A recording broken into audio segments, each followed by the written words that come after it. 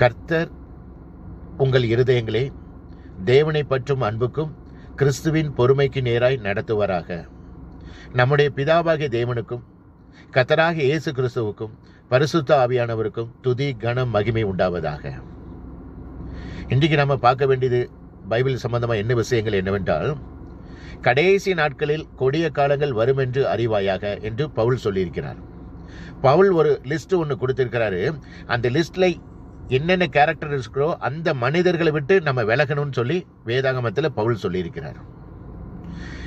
கடைசி நாட்களில் கொடிய காலங்கள் வரும் என்று அறிவாயாக. எப்படியெனில், மனுஷர்கள் தற்பிரியராயும் பணப்பிரியராயும் வீம்புக்காரராயும் அகந்தையுள்ளவர்களாயும் தூசிக்கிறவர்களாயும் தாய் தகப்பன்மாருக்கு கீழ்ப்படியாதவர்களாயும் நன்றி இல்லாதவர்களாயும் பரிசுத்தம் இல்லாதவர்களாயும் இச்சை அடக்கம் இல்லாதவர்களாயும் துரோகிகளாயும் துணிகரம் உள்ளவர்களாயும் இருமாப்புள்ளவர்களாயும்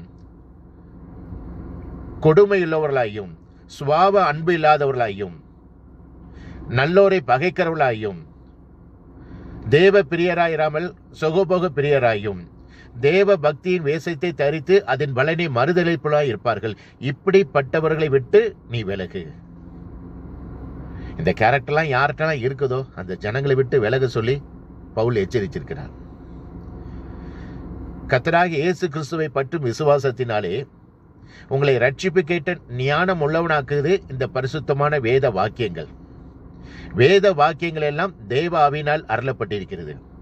எந்த தேவனுடைய மனுஷனும் தேறினவனாகவும் சகலவித நற்கிரியை செய்ய தகுதியுள்ளவனாக இருக்கும்படிக்கு இந்த வேத வார்த்தைகள் எப்படி சொல்லியிருக்கிறாருன்னா பவுல், இவை கடிந்து கொள்ளுதலுக்கும் உபதேசத்திற்கும் சீர்திருத்தலுக்கும் நீதியை படிப்பிக்கிறதுக்கும் பிரயோஜனம் உள்ளதாக இருக்கிறது.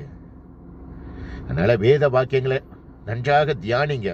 வாசித்தால் மட்டும் போதாது, வேத வாக்கியங்களை நன்றாக தியானித்து அதன் மனதில் வைத்து அதன்படி வசனத்தின்படி நடந்தால் மட்டுமே பரலோகத்துக்கு நாம் செல்ல முடியும்.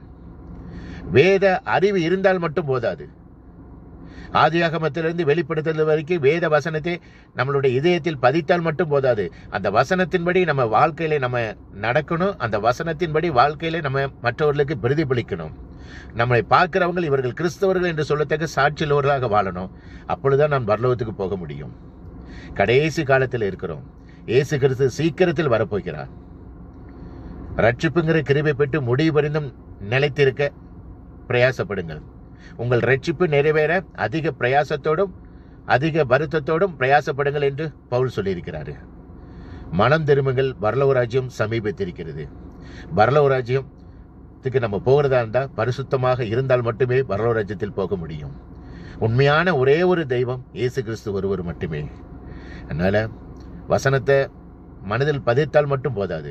அந்த வசனத்தின் மனதில் பதித்து அதன்படி எல்லா வசனத்துக்கும் கீழ்ப்படிந்தால் மட்டுமே பரலோக ராஜ்யத்துக்கு போக முடியும். இயேசு கிறிஸ்து சீக்கிரத்தில் வரப்போகிறார். கர்த்தருக்கே மகிமை உண்டாவதாக. ஹல்லேலூயா.